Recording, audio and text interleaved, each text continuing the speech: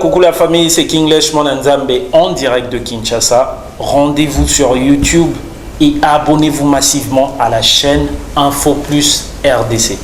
Les belles informations, les bonnes informations factuelles, vérifiables et vérifiées.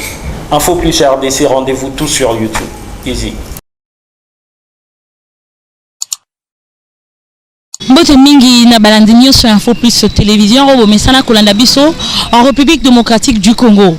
Lelo tozali bongo na place au babengi na Mandela sur le boulevard du 30 juin à Kinshasa précisément. Et sikanini to monaki ba maman ya les collectifs de femmes de la République démocratique du Congo au basangana qui pona kolela sur le massacre ya Beni ba maman basangani balobi assez elles en ont marre parce que ba massacre wanezo continuer basi bazo kufa bana bazo tikala sans parents batu bazo kufa na Beni et sali pasi bavani na ndaku balobi bakokite il faut bakita bango moko na terrain pona kolelela bakondi ya mboka ba palier na na situation au ya est du pays au e umeli ezo sala pasi bande ko so bomoni ba massacre aux Beni en tout cas c'est écœurant, ça fait très mal de voir les gens se faire tuer comme ça ba machette bazo boma en tout cas c'en est de trop les mamans bakita kilelo parce que les femmes sont celles qui construisent bakita kilelo pona kolobe bakonza mboka bata la situation na bango en tout cas na rotira biso to landa na mulai nyonso ndenge nini marche o eleka ki to city no eleka ki ya ba maman ya collectif de femmes de la République démocratique du Congo simanango to rozonga pona to continuer masona biso alelo.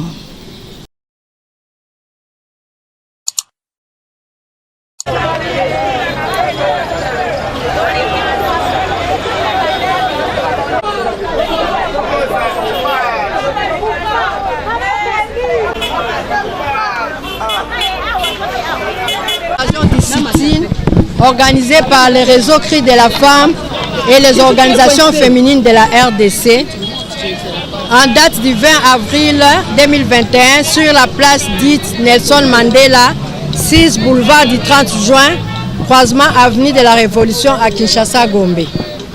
Bandeko, Banduku, Banabetu, Banabeto, mesdames, mesdemoiselles, messieurs, nous commençons par remercier l'Éternel qui nous a réunis en ces lieux par l'amour fraternel et la compassion mis en nos cœurs à l'égard de nos sœurs, frères, parents, tantes, oncles, grands-parents, amis et compatriotes constituant la population de l'Est de la République démocratique du Congo qui connaissent une souffrance innommable depuis 1993.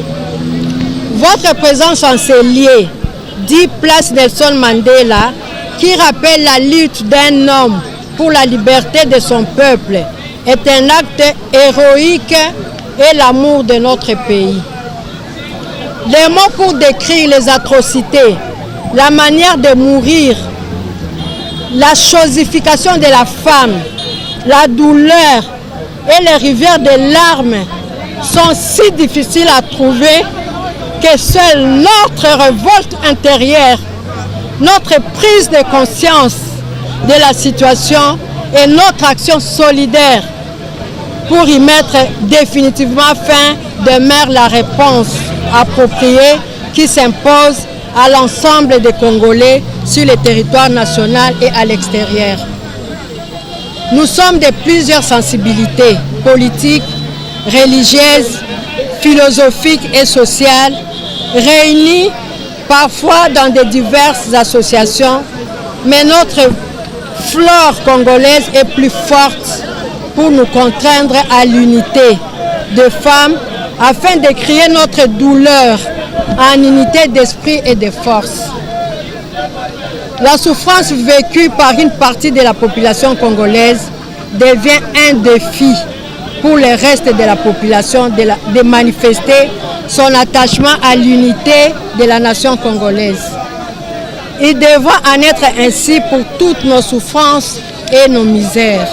Sans verser dans l'analyse des causes de cette guerre très sale qui a créé un véritable enfer, nous affirmons notre attachement profond à l'unité du territoire de la République démocratique du Congo, exhortant nos forces armées à y assurer la sécurité des Congolais de leurs biens et de leur travail. Le droit à la vie est menacé par la destruction des moyens de production et de l'économie même des populations meurtries. En ne mourant pas en machette, les bâtons ou des fusils, on finit par disparaître de faim ou de manque de soins contre des maladies. Une mort programmée de populations ciblées au vu et au su de tout le monde. Le sens symbolique donné à la présente manifestation, c'est celui d'informer et de sensibiliser les Congolais de la partie ouest du pays. Se cherche un écho plus grand et amplifié auprès du président de la République, du gouvernement, du Parlement et des autorités judiciaires en vue de l'instauration de l'autorité de l'État et de la paix dans la partie est du pays. Les cris de la femme auxquels sont associés les cris des hommes et des enfants de nos familles, de morts et de victimes de la guerre injuste et sans visage de l'Est, devra interpeller la communauté internationale sur son silence complice face au génocide et d'autres crimes contre l'humanité en cours en République démocratique du Congo. Nous exigeons la création d'un tribunal pénal international pour la RDC afin de mettre fin à l'impunité régnante, une des causes de la poursuite des massacres, des pillages, des déplacements de populations, des violences sexuelles, de la traite des personnes. Nous vous remercions.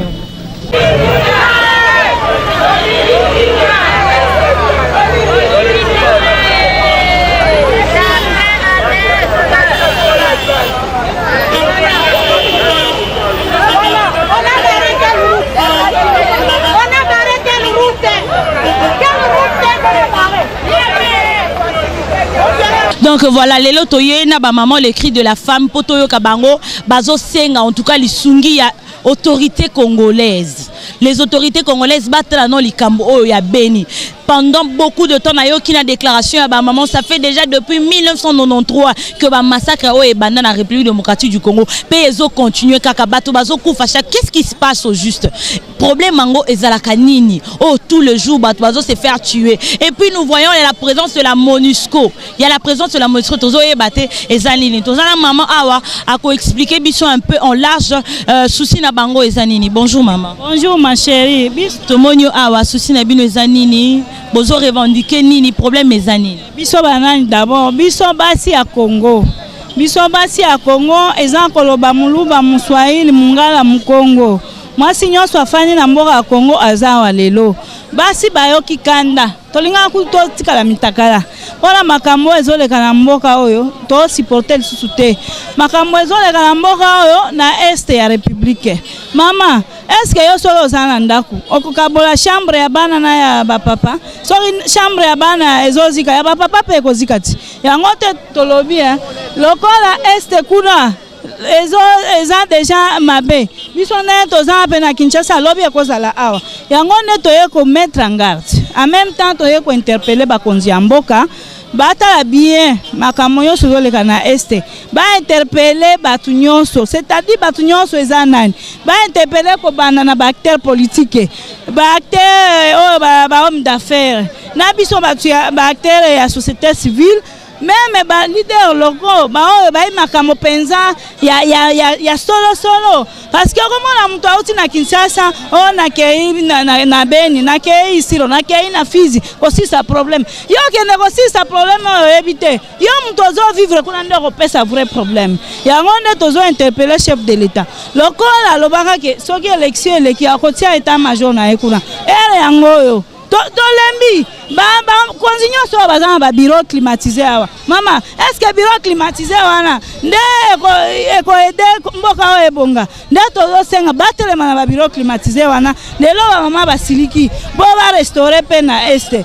Ozo mona bazo mabana. Mwana bazo pesa el sheti bo mama mana yo. Mwana bazo ebisa violer mama na yo. Batu bazo kufa lokola banyama, nyama kutu bie. Nde lelo ba sinyoso ya Congo, totemia wa muluba mswahili, mungala mkongo tozawa, poto dénonciation te po makambo evani na mokili mobimba tozoya ko mettre en garde tozoya ko exiger que président mokonzi ya mboka avant moi oyo esila a interpeller bakonzi nyonso baona uti koloba wana tofanda tosika ko se voiler face comme ça mutu na mutu aloba na secteur oyo implication nange ezanini apport nange ezanini po tota nange tokola établir pe na mboka oyo d'abord mokonzi ya mboka nazo rappeler yeke mboka oyo esinyaka ba loi na ba instrument ebele na ba mboka mususu na ba communauté internationale abenga bango et puis tout en martelant sur les 9 pays limitrophes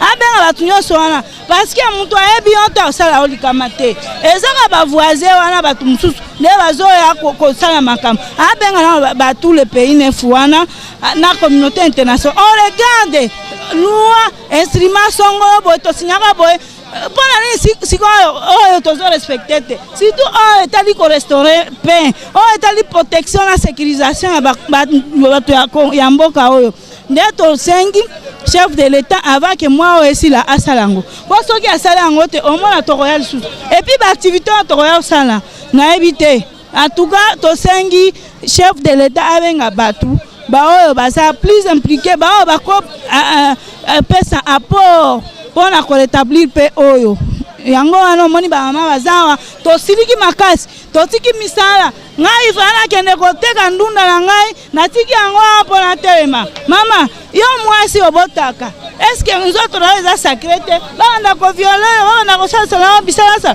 makasi telemi tolobi mwasi ala moko le corps d'une femme est sacré le corps d'une femme doit être protégé parce que mwasi ne abotaka. Merci maman. Voilà, ba maman balobi bazana kanda parce que koboma basi eleki basi bazo sala bango mabe mingi na mboka oyo alors faut ba maman ba telema pour ba pallier quand même la situation ba telemi pona ko senga ba konzi ba ya quand même ko sala quelque chose en faveur na bango. Maman Brigitte ça voyez pas à mon ya ba femme ya réseau le cri de la femme yé pas le ba souci na bango zanini pourquoi ba telemi lelo na mo ibo pona ko revendiquer quand même ba droit na bango. Merci beaucoup lelo biso ba mama ya toute tendance confondue toye ko telema lokola mutu moko en solidarité na bandeko na biso oyo baza na Beni kuna na Butembo même na Kasai aussi. Ça fait partie de la RDC. Tokoki ko manifester indifférence te bisika tozo mona bandeko na biso bazo kufa. O ezui bango lelo.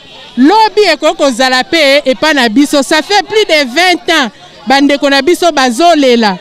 Pe makambo wana ezo sukaka kuna te ezo continuer malembe lelo ekomi na niveau ya Kasai central. Lobi toyebi te soki ekozala wapi.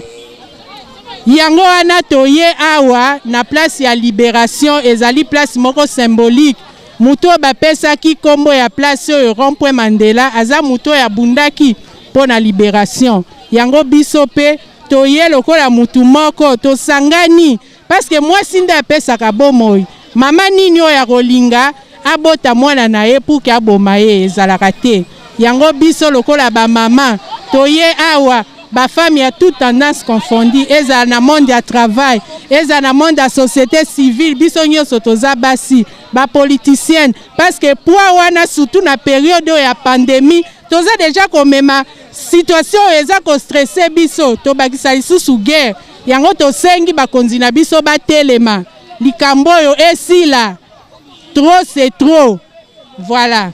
Merci beaucoup maman.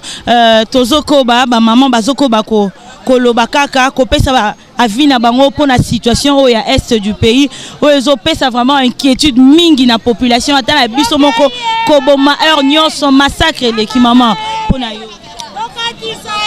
Pona ngana bakisi boye. En tout cas tolembi ezo sala biso pasi makasi koyoka lelo bakufi babomi bakati mitu bapasoli mabumu mitopo eza libanda on en a marre tolingi que président azwa décision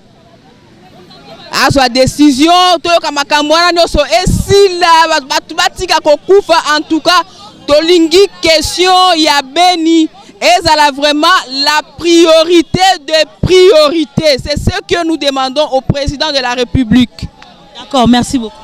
Merci. Voilà, les mamans sont en train de demander la priorité. C'est la priorité, c'est ce qu'elles veulent. Que est-ce que la priorité? Bonjour maman. Bonjour. On vous a vu ici, est-ce que tu recueilles souci nabino ezanini vraiment pour les massacres aux les canabines? Maman, souci nabino il faut massacrer ici. Il faut essayer tolobi nakati ya banda koti bayoki bisote. Yango to bimi libanda to yepo ba mikonzi na biso ba mona que c'est fini. Parce que les tokolo ba keza na Kinshasa te. Je pouvais être aussi de Beni. Ah, donc ngai na za épargner na eloko yote. Eloko yote etalinga. Moi je suis du Kasai. Donc ça veut dire que eza eloko ya biso nyoso.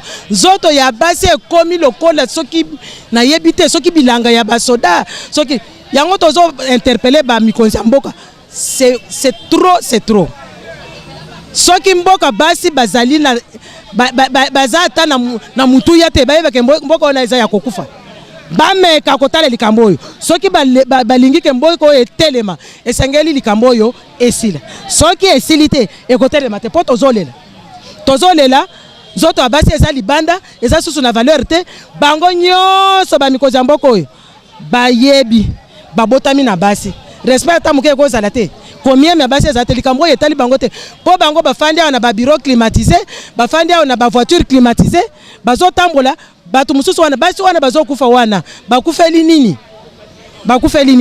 yango toye awa tozana kanda tozana matanga esengeli makambo oyo esila eumelipe esila ebandaki kuna me eza susu ekomi susu na Kasai kuna bazaka kana ba même pratique bazo boma basi na ba machette bazo eza nini donc yango moni biso awa ba mama to ko fanda lisusu na banda kote soki to fandi to telemi na balabala ti to ko tonda balabala omukolo mususu to ko kanga yango oya alingi oya ko kanga biso ba oya ko kanga ta 1000 mamans parce que nous sommes capables de mettre 1000 femmes ici et barricader cette route. Merci. Merci maman. Voilà, les femmes sont vraiment très fâchées. Ba maman basili ki balobi massacre et les ki na beni bazoko kalisusu te ko vana bandaku komona bandeko ba maman basi être violée, tuer les enfants oh basali kuto le roté ko boma bango chaque jour en tout cas ça fait très mal. Maman yo ba kisini. Maman en tout cas nazali maman pe nazana kolela nazana mai na miso parce que maman a commis sans valeur. Maman bazo zoye sous na valeur te. Tala ndenge to bazo bo mabasi tozo mona image maman akufi mwana zo continuer comme la libelle eza pasi. Eza passe alors to lingi vraiment ba kondi ba s'imprégner na problème oyo to lingi to mona vraiment solution pour na problème oyo le kanabeni vraiment biso ba mama to telemi pe to lobi to kotika te to ko telema na babalabala to ko sala makelele to ko kanga banzela po to zo solution ba kondi ba zo solution pour na situation oyo le ka na est. Merci. Merci maman. Alobi maman lobi ba revendre kimia te kino solution ko comme na est du pays. En tout cas, toujours continuer avec le réseau il y a cri de la femme au bazol la lelo que justice soit faite, que la justice soit faite en République démocratique du Congo surtout pour na ba massacre au eza à l'est du pays. Toujours continuer na ba maman lelo en tout cas ba kitaki balobi bango moko bazo s'imprégner na situation tokoyo ka maman comme ça après nous allons continuer. Bonjour maman. Bonjour Yaya. Ben, moi je pense qu'on en a assez, hein, on en a marre. Il faudra quand même qu'on mette fin à ça. Nous avons des autorités, nous avons une armée. Qu'est-ce qui nous manque? Qu'est-ce qui nous manque? Pour moi, qu'on arrête et qu'on puisse punir les coupables. Parce que ça fait longtemps. Si ça perdure, c'est à cause de l'impunité. Vous tuez aujourd'hui, vous massacrez demain et vous courez la rue normalement. Donc pour moi, qu'on arrête et que les coupables soient poursuivis et condamnés. Merci beaucoup. Merci. Voilà, que le coupable soit poursuivi et condamné. On va continuer avec les mamans. En tout cas, aujourd'hui, nous sommes avec eux. Nous allons poursuivre cet acte qui a déjà commencé jusqu'à la fin pour que nous puissions avoir quand même la justice de notre pays fasse quelque chose par rapport à ce massacre.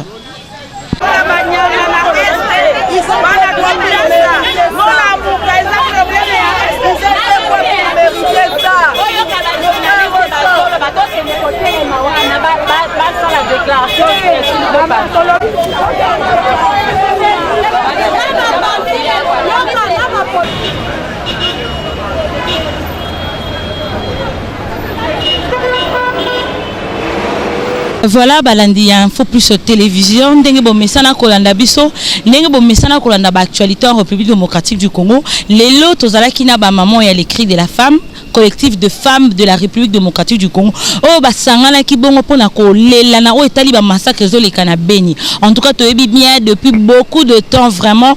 Mboka na biso ezana ba menace ebelé surtout du côté est du pays. Oh esigani batu bakufaka tout le jour, matin, midi, soir, les femmes sont en train d'être violées, ba maman bazali agressées, les mamans sont en train d'être violées, les enfants sont en train d'être tués. En tout cas, boye vraiment en bout portant. Les enfants bazo boma bango en tout cas ezali eloko ezo sala pasi na population congolaise, ezali eloko ezo pesa pasi na mboka na biso. Mais au fait, qu'est-ce qui se passe à Beni? Qu'est-ce qui se passe au nord Kivu? Qu'est-ce qui se passe au sud Kivu? Qu'est-ce qui se passe à Rutshuru? En tout cas, c'est quoi le problème? Chaque jour, les problèmes en Ouazaran. Qu'est-ce qu'il faut pour que la situation ait quand même affaire à parler? Qu'est-ce qu'il faut pour que la population congolaise du côté est du pays soit quand même à l'aise? On dirait que ils sont dans leur pays. Oh, il faut pas bénéficier de droit à Batu Nyonso. Awa et Bandaki déjà na Est et Kotina Kasai. Alors les mamans, il y a cri de la femme, collectif de femmes de la République démocratique du Congo. Bango basangana ki pona koganga, ezaki une façon de crier aux autorités de la ville et puis les autorités pour que pallier la situation. Oh, c'est une situation et cette situation ça la passe. Je vous jure, quand on voit les images qui circulent dans les réseaux sociaux, en tout cas ça fait mal, j'ai des frissons quand je vois ça. Mais qu'est-ce qui se passe avec notre pays? Et cette situation le président de la République à l'Akaki Bisoke à Rokenekocha base naie na sud qui va Rokenekocha base naie na est. Où en sommes-nous, le président de la République? Où en sommes-nous avec les élus de sud Kivu, les élus de nord Kivu? Vous ne voyez pas ce qui se passe. Qu'est-ce qui vous préoccupe? C'est la population, bien c'est vous. Est-ce que dans votre famille, ceux qui m'ont en a Zobela, au collègue, au côté là été aux parents, mais qu'est-ce qui se passe avec les élus de Sud Kivu? Beaucoup qui jamais côté la population na bino ils occupent à chaque jour les massacres au ezoleka. Beaucoup qui jamais qu'on réagit par rapport à ça. En tout cas, moi ça me fait très mal. Ça me fait très mal de voir que la population est en train d'être tuée. Elle s'est fait tuer chaque jour. Chaque jour il y a de massacres, il y a des embuscades et puis on demande les forces qui sont à l'est. Les forces qui sont à l'est. Qu'est-ce que vous faites? C'est quoi votre travail? Vous laissez la place à l'ennemi ou vous voulez que l'ennemi se barre de notre pays? En tout cas, Isa et Loko et Zosa la passe. Même quand on en parle, en tout cas, j'ai profité de cette occasion aussi pour lancer ces messages à toutes les autorités. Vous qui voyez ce qui se passe, faites quelque chose. Faites quelque chose avant que la population s'élève d'elle-même. Donc, il y a des femmes, il y a collectif de femmes Lelo. En tout cas, on a plaisir, il y a Kolobato, même pas parce que ça fait mal cette situation. Je me suis mise à la place de toutes ces personnes. Ceux qui n'ont Beni, qu'est-ce qui allait m'arriver? Ceux qui n'ont Sud Kivu, qu'est-ce qui allait m'arriver? Et ma famille. En tout cas, nous sommes ici à Kinshasa, tous vivre bien, tous bima, tous mais bateau bazana est va vivre à bon côté. Se déplacer, il y a toujours des déplacés, des gars, il y a toujours des enfants qui restent sans abri, il y a toujours des enfants qui n'ont plus de parents. Voilà les situations, ça inquiète. En tout cas, c'est inquiète. Ceux qui va vraiment Macambro en main pour nous comparer la situation à l'est du pays, ça serait une bonne chose. En tout cas, je profite pour dire un grand merci à Delphine Tundula et je dis aussi un grand merci à Laetitia Maluta qui est là toujours pour avoir ces belles images que vous avez aujourd'hui. Et je crois que je veux vous retrouver à très bientôt pour de nouvelles actualités en République démocratique du Congo. Je vous dis au revoir.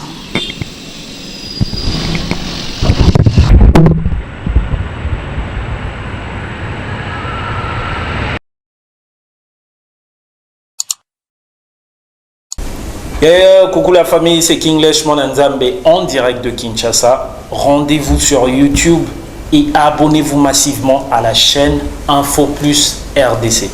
Les belles informations, les bonnes informations factuelles, vérifiables et vérifiées. Info Plus RDC, rendez-vous tous sur YouTube. Easy.